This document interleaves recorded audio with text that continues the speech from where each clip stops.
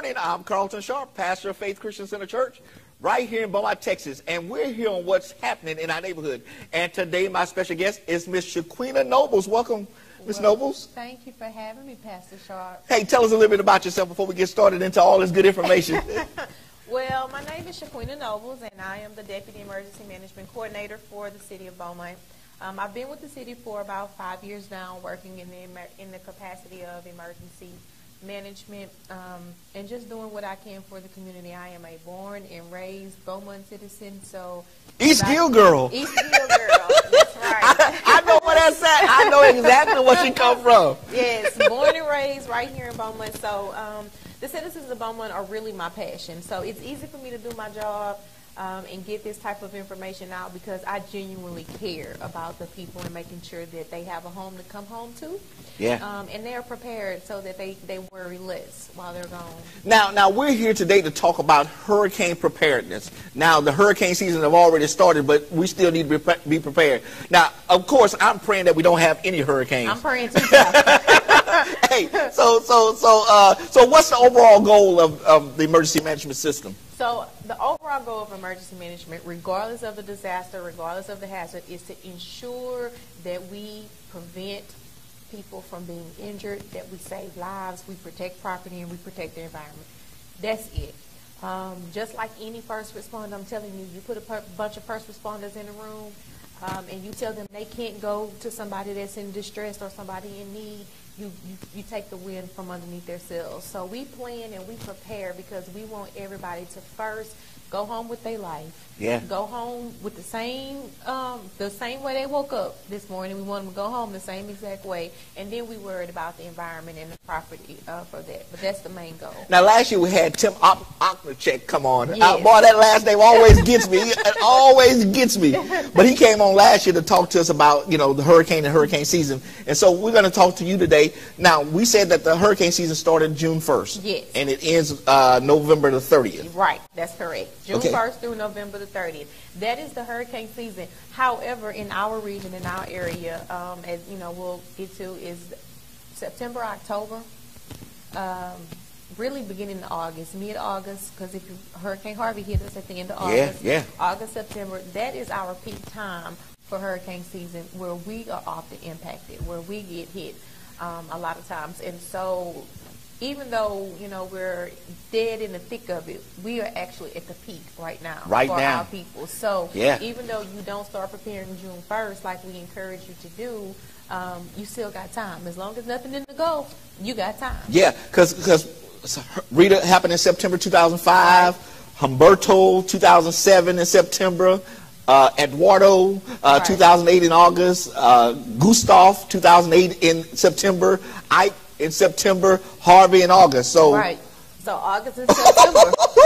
We're right in the thick of it. We're right in the thick of it, Pastor. Wow. We are right in the thick of it. So now is the time, really, now is the time for you to take action in your preparedness level. There's nothing that's out in the Gulf that's threatening our area right now, so it's not too late. Yeah. You can still be prepared and get your family together and get your plans together, where you're going to go, what you're going to do. So what are some of the characteristics and hazards of a hurricane that we need to be knowledgeable of?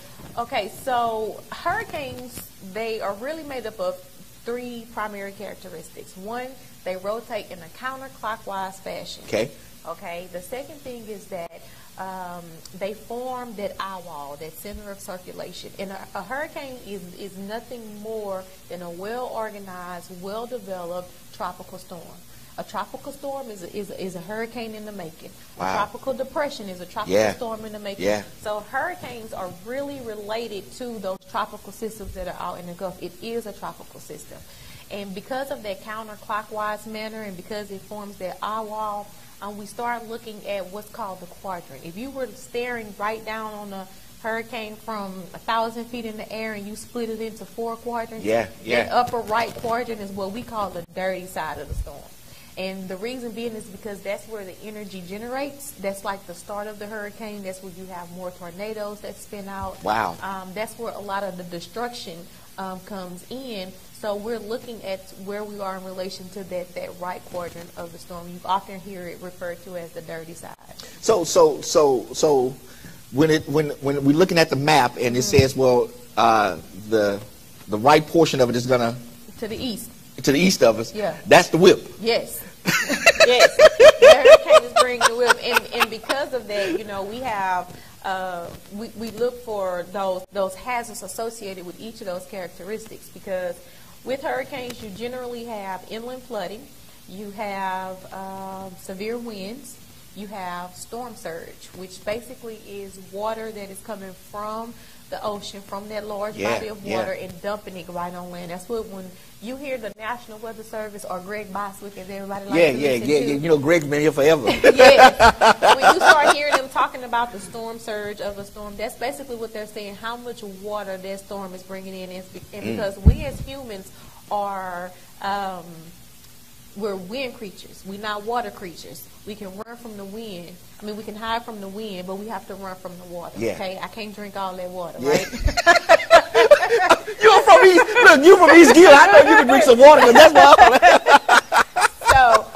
But those are the hazards, you know, that we're looking at, and because of the characteristics of the storm and their right portion of the storm, those are some of the most dangerous hazards that are associated with that, and that oftentimes drives the response and what the preparedness level is, or the direction you're getting from your emergency officials. Now Harvey was something different last year, because it didn't have much movement, and it just sat on top of us for a long period of time, and just, I mean, brought water from everywhere. Yes. So I'll give you a little tidbit about Harvey there. Harvey hit Rockport, Texas, as a Category 4 hurricane.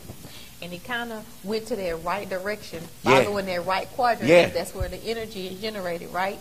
And what happened was, by the time it made it on land, it actually broke up into, you know, basically a tropical storm. And this is the relation between a tropical storm and a hurricane, because everybody's like, Hurricane Harvey. Well, Harvey was forecasted for us to be a rain event.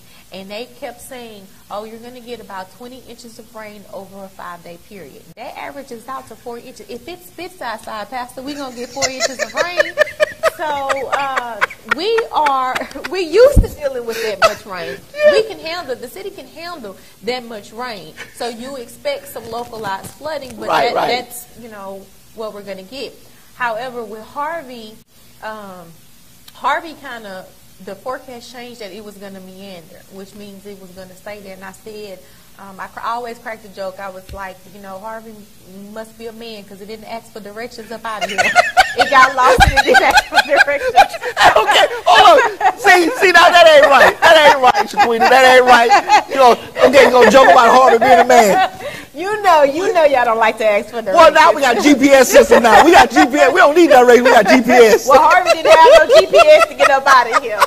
And so what it did was it kind of dipped back into the Gulf, and it regenerated. It energized again. Right, and it still impacted us as a tropical storm, but it was a water maker. It was a water storm.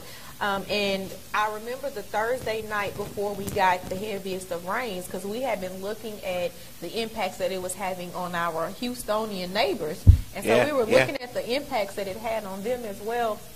And that night we took because we take several calls, and we were looking, and they said, you know, the worst of it is past. You know, you guys are, you know, y'all gonna be good. And we took that, and everybody kind of breathed a sigh of relief, because we had got it. It had already been like raining a little bit for the past couple of days, and this was a 4 o'clock, you know, conference call that we do for every storm, regardless. And so then they called us back probably about 7:30. Say, don't put your guard down now. They wanted all emergency managers and elected officials. They wanted everybody on the call. And I'll never forget, they said, this just popped up on the radar. You guys are about to get 20 inches of rain. Wow. Overnight. And you could hear. Overnight? Yes. Not a 5-day period? Yes. We can handle 20 inches over 5 days. Right. But it's like you're getting 20 inches overnight. Wow. And it just came up. This cell just developed from this storm over that, and we had already, you know, we were expecting that it wasn't going to get much worse than what we had. So it takes, you know, anywhere from 48 to 72 hours to truly evacuate or get people out of Yes. the harm's way. And so at that particular point, we knew that we were going to have to go through rescues. We knew that we were going to, our focus and our plan shifted from that general preparedness to, okay, this is what's going to be the response. This is what we're going to have to do, because we knew we were about to get slammed with a lot of water. And I remember receiving a call and asking me to help to go down into the bottom areas and go knock on people's doors to go and tell them, look, this water is coming. It ain't no doubt about it. It's coming. You need to get out of here right now before it turns into a rescue situation. Right. And so that night, we came, when we got that call that was coming, we got all of that rain. So typically when you get a lot of rain at that time, you can expect over the next couple of days you're going to have river flooding because it was so much rain. Well, we had more than that. We had the Pine Island Bayou and the Nature's River that actually flooded from the rain, from being swollen from all of the rain that we got. But we also had the waterways and all these different critical infrastructures that were impacted by Harvey itself and the ensuing flooding that came. And it started to flood because some places that in Beaumont that never flooded next to those canals, because they said we were about to get 20 inches in that cell, but over the 4-day period we ended up with 54 inches of rain in some parts of Beaumont. Wow. A meteorologist is the only person that can get it wrong and still have a job, huh? That's, hey. Okay, Shaquita. So how can we start preparing ourselves? For those who haven't started preparing, what steps should we start looking at as for preparation? So you can do, I like to split it up. There's pre-season of preparation and there's pre-landfall preparation. What we in right now? Are we in pre-season? We are. We in the season. We in the season. But we're going to talk about pre-landfall preparation. And so there are some things that you can do pre-landfall preparation when you know that a threat is imminent. There is something that is in the Gulf and that's barreling down on us, and you have to look, okay? And before I really get into that, I'm going to touch back on one of them pre-season topics. Okay. And that is registering for evacuation assistance. Okay. And you can do that now. We encourage people to do that January 1, before hurricane season ever starts. But because there is not anything in the Gulf, if people have not registered for the State of Texas Emergency Assistance Registry, also known as 211. 211. Pull out your cell phone. Look, let's do this right now. Let me stop her right now. Pull out your cell phone and text 211. 211. 211. 211. Not 411. 211. 211. So if you register, if you have any type of functional needs, you are homebound, or you don't have a means or ways to get out, and especially if you require additional assistance, it's very, very, very important that you register with 211 before something is in the Gulf. Because that registry doesn't come to us locally until about 48 hours later. That registry is remember I said it was the State of Texas Emergency Assistance Registry, STEER, S-T-A-R. Gotcha.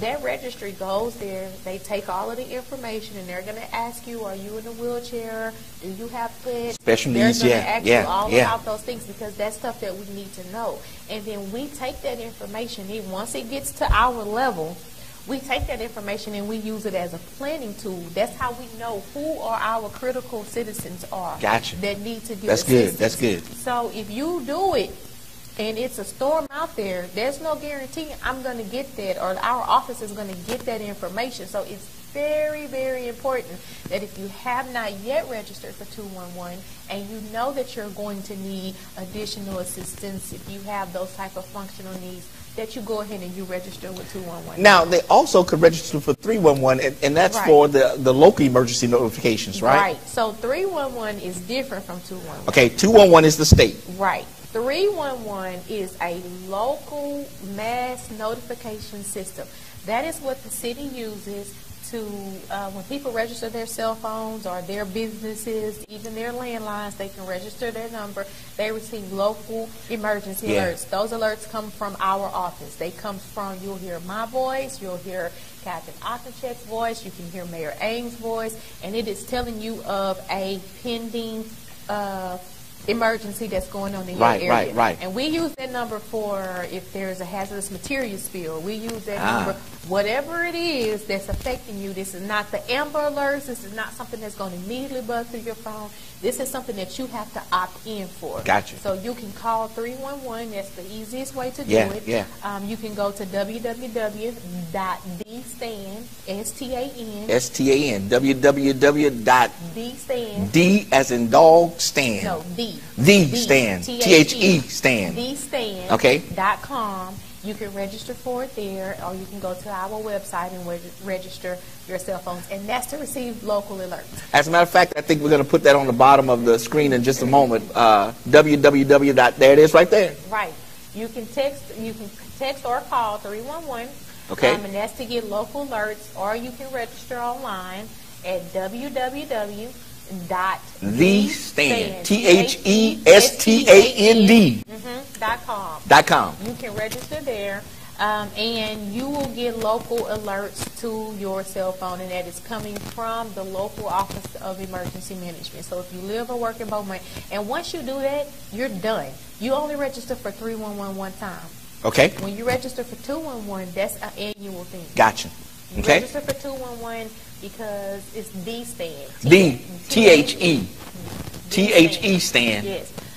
You register for 211 annually just because people move, they relocate, so we have to regather those numbers every year. Now tell us about the preparation for our home. I mean, there's some things that we ought to be aware of when it comes down to our home. So for your home preparation, so we have an impending storm that's out in the Gulf, and you want to prepare your homes. You know, everybody's going to be out getting up the boards and boarding up those homes. Those are all great things to do. However, you want to be aware of electrical and generator safety. Electrical safety is, you can assume or almost guarantee that there is a possibility you're going to lose power. So you want to go ahead and hit the main breaker of your home, because as power is restored and things come up, we have fires, we have electrical surges. That's good. So those are things that you can do to your home, and as you're leaving or you're preparing for the store, hit that master breaker switch. Go ahead and shut that power down to your home so you don't get a storm surge. That can potentially damage your property. And I also like to speak on generators because so many people can be dependent on generators. Everybody thinks, oh, I'll be okay, I'll just go get me a generator. Yeah. And they have all kind of generators. They have whole home generators. They're portable generators. But I always tell people that's not a sustainable amount of energy, because one, fuel for those generators can be limited. Whether it's natural gas or it's diesel or it's gasoline, it can be limited, especially if it's diesel or it's gasoline, because if you get a gas station that was underwater, you're going to have water in there, you're going to mess up your system. People are going to be pulling. It's going to be a lot of people gassing up, getting gas to go. So that's going to be a hot commodity, and you may not be able to continuously refuel that. Or if you use a natural gas generator, what if something happens in your neighborhood and your natural gas line is broke or something, so you won't have that? So I try to get people to be mindful of that, and the generator should not be a part of your primary plan.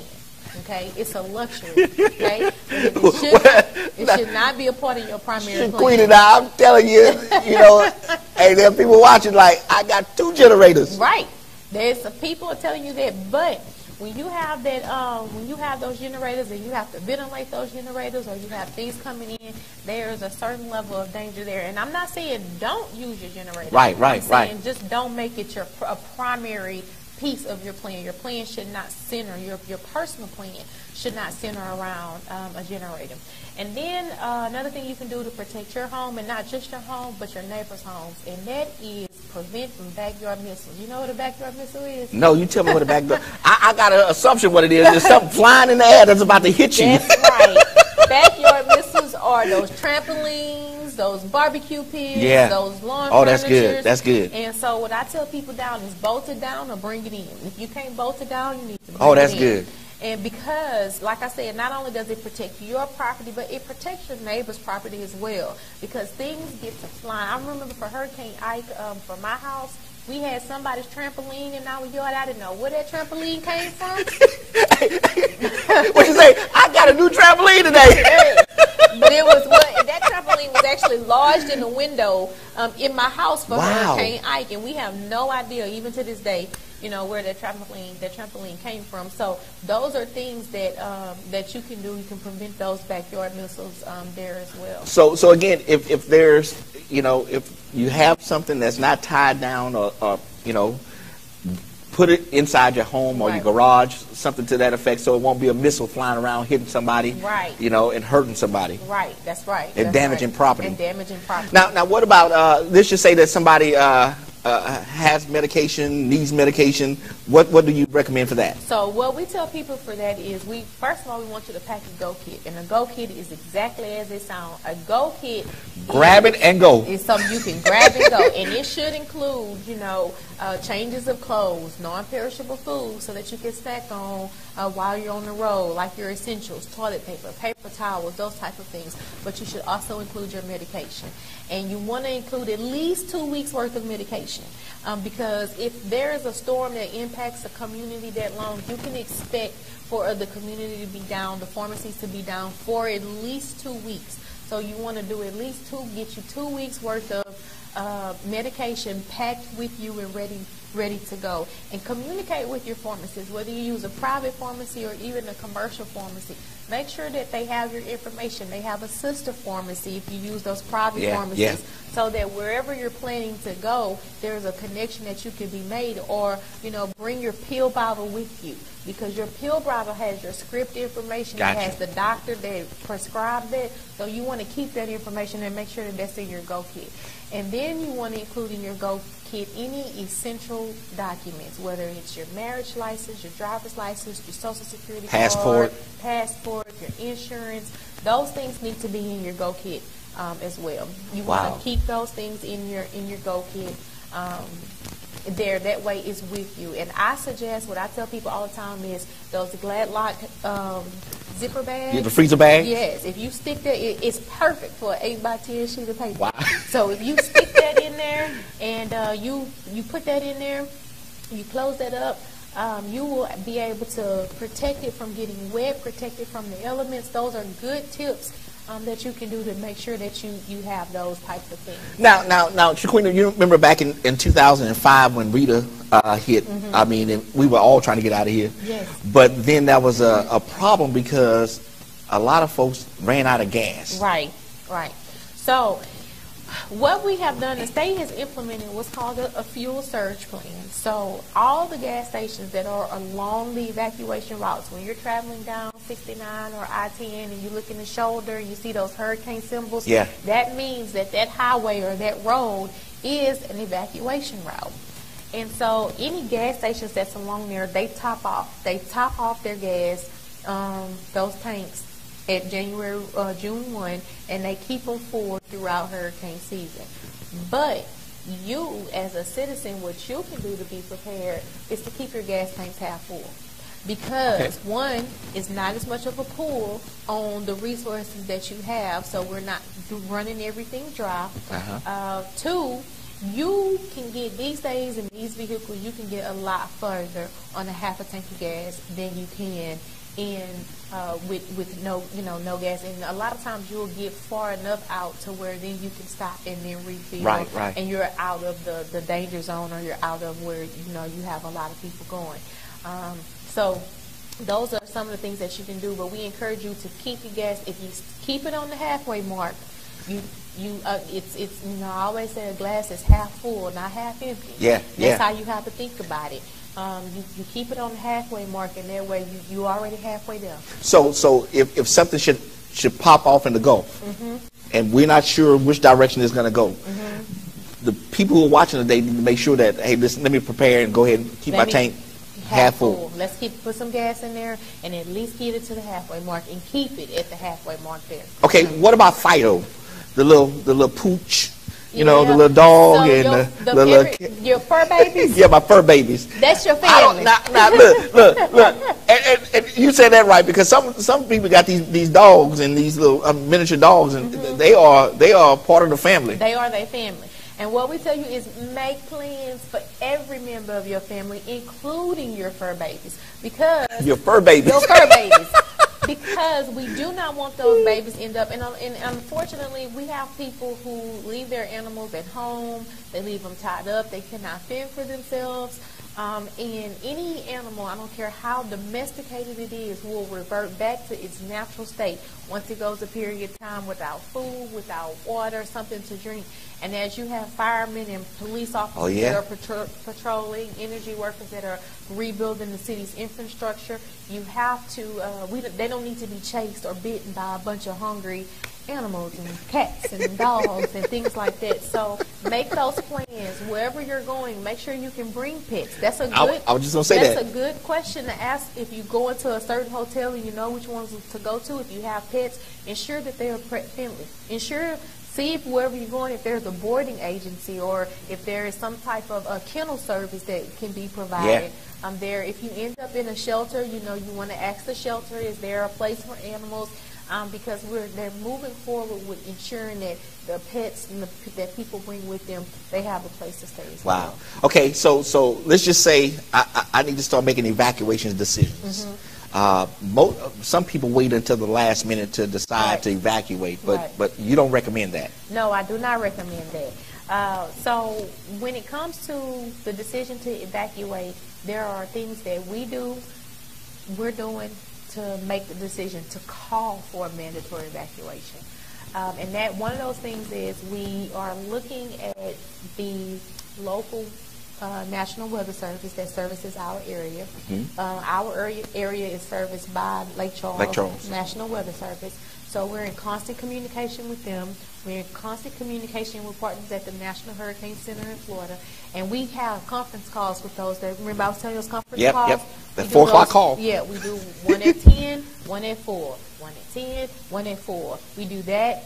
We take another call, 1 at 8, 1 at 12. And that's with the State Operations Center, the Texas Division of Emergency Management. So we're on call with those people all the time. And as the storm is approaching and conditions are changing, it's increasing in intensity, it's decreasing in intensity. We're asking what's the surge that's associated with it, what are the flooding impacts, because those are the things that we have to take into consideration when we advise the mayor or the county judge that an evacuation order may need to be given. Now explain to people what it means by mandatory evacuation, because some people think that it's a suggestion. No. So we offer mandatory evacuation and we offer voluntary evacuation. Voluntary, you can get out on your own. Yes, a voluntary evacuation, and this is something that I highly recommend.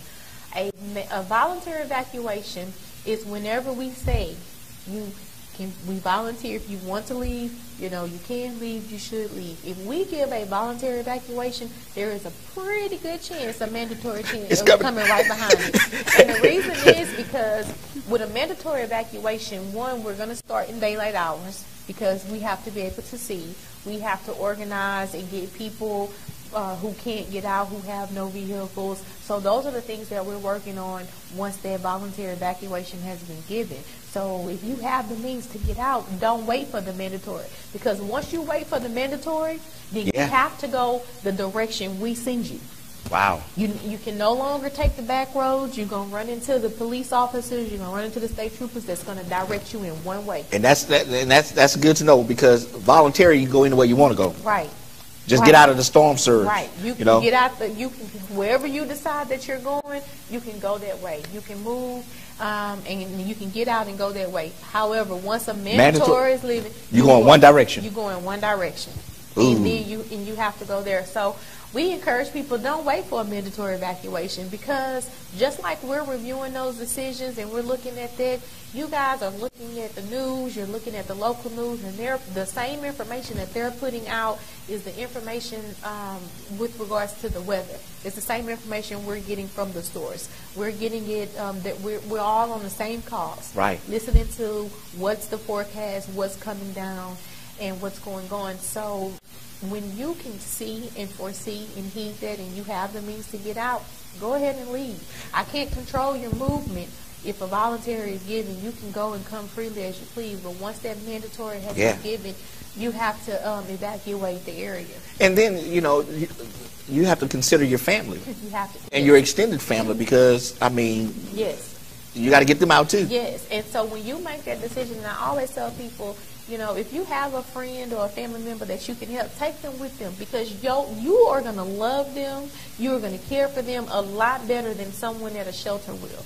And if we evacuate them, unfortunately, we have to place them in a shelter. And those shelter situations are not fun situations, and they are not comfortable there. But like I said at the beginning, our primary goal is to make sure that you have your life and you are not injured. So that's our primary goal, and our primary focus. We're trying to get you to safety. So if you are planning to evacuate, grab your friend, grab your neighbor, go ahead and evacuate with them and take them with them, because you'll be able to provide that better care that they may need. Because, we had the opportunity to serve at one of the shelters, and, it's not home accommodations. Right. I mean, they're just there to get you out of harm's way and provide, the basic necessities for you. Right. And so when you're talking about your family, especially those who are having a challenge or having a medical issue, you need to make sure that you get them out. That's right. Now, give me some generalities about hurricane evacuation. So what we do, some of the things that I want to bring forth is that functional needs aspect of it. There are several people in our community that are bedbound. They are just at home. They cannot get out because of whatever type of medical need. And those are the people who we encourage to call 211, register with 211, and to know, so that we can know that they're there and help those people get out. And that's what we're doing. We're going and we get those out. Those people are usually going to go to some type of medical shelter, especially if they have a caregiver, they have somebody that needs to help them meet those day-to-day needs. So we separate those. They come in, they're triaged, they're given they're looked at by our EMS officials and our firemen, EMTs. They're looked at by those individuals and go. Now, they can request to go to a general population shelter. We put them on the bus and send them there, because some people, if they have a wheelchair, there's nothing else wrong with them. We'll send them wherever they want to go, but we want to make sure that they are healthy, because what's our second goal is to prevent injuries. We don't want them to get sick or anything, while they're there. So take that into consideration, and those people usually report to the Civic Center. And then individuals that don't need any type of assistance, they just don't have a car, they can't get out, they can go to the Westbrook Center. And the thing about that is that our city transit here, if you go to any route, if it's a street that the city bus passed down, once we issue that mandatory evacuation, all they're doing is picking people up and bringing them to Westbrook, because they don't have a ride. Now another thing is, you need to prepare your car. Right. I mean, service your car, make sure the tires and the tires, the brakes, the oil change. If your vehicle has been running hot, those are things that you want to go ahead and get fixed and get repaired right now. Since we're in the season, right now, since we're in the peak, you want to get those things done to your vehicle, have those vehicles, those maintenance service, so you good to go. You ready to go. But now, if you need public transportation, it's available to you. Public transportation. But you're going where they want you to go. Right. You're going to that where we send you. Okay, so now I'm out of town. Mandatory has been called. I got out, whether it was voluntary or mandatory. But now I see that the storm is gone. And you want to come home. And I want to sleep in my own bed. You want to sleep in your own bed. You want to come home. So that's what we call re-entry. Okay? And trust me, we want you home. Our citizens are essential to our economy. They're essential to our population. So we want you to come home. Right. We're not trying to keep you No, away. but y'all stopping me from coming home. But we have to do an initial assessment of the city, because I tell you what, when you come home and you flip on your generator and something happens and you get sick, you want to make sure you have a hospital that's open. And the fire department You want to make sure that the fire department can come and do that. So we have to do an assessment of the city, and we have to make sure those essential services. There are so many people here that are either on dialysis and they have some type of care. Those facilities, you want to make sure that they are up and running. So it goes a little bit more than, oh, I just want to be at home, because whatever state your home is in, it's going to be that way when you come home. And so that's why we push public information. We're telling people these are the affected areas, so there's no surprise. And if you put your insurance information in your Go Kit, say you take pictures of your home, you know what it looks like, you can already get the ball rolling just based off of the public information that we give you. So what I tell people is that we understand that you want to come home. Please understand, we want you to come home. We need you here. We need you in the city of Beaumont. We need you in our county, in our town. We need you here, but we need you to be able to live and be comfortable and be able to rebuild. So we have to make sure those essential services are there. So, and that's good to know, because some people get mad at the police officers for blocking the highway and telling you can't come in. But they're checking roads, making sure that there's no electrical problem, just all kind of stuff, just to make sure that it's safe when we come back. For you to come on. Make sure that the water is on. Make sure that you have, at least majority of the city is with power, especially those critical services like the hospitals. A lot of times this happens, and it's the beginning of the school year. We got to make sure that the schools can receive the children that we have. And a lot of people tell me, oh, my job tells me I have to be back. I have to be back on your job.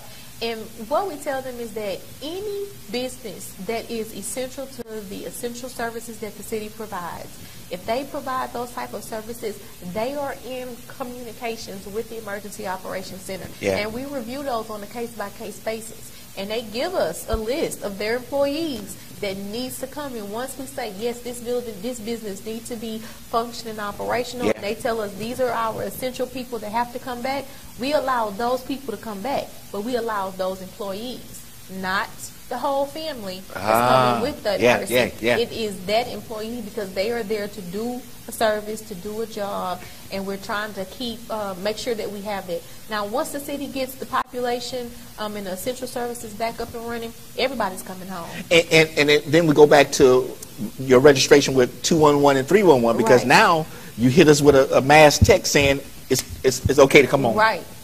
That's exactly right. We'll send that and we'll tell you the mandatory evacuation order has been lifted. We post everything on the city's website. There's usually a banner that goes across there. There's an emergency preparedness tab.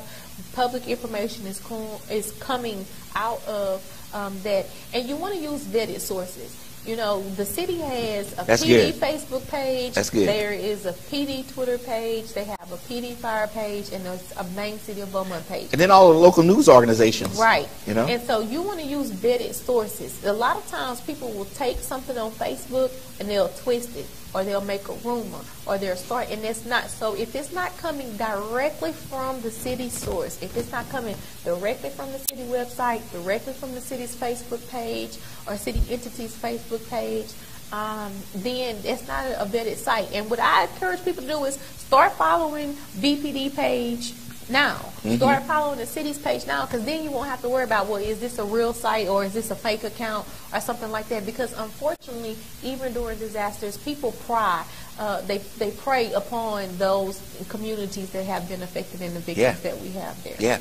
So now you could go to, like you said, go to the Beaumont website, www.beaumonttexas.gov. Beaumont,Texas.gov. You can find information there, and it has all the emergency links on it, the planning guides and the templates, the safety tips, the public service alerts, the 24/7 emergency information from the police, the fire, and the public health departments. Register for 311 and 211. All of that's important as we're in this season. Even though a hurricane is not out in the Gulf right now, hey, listen, it could pop up at any time.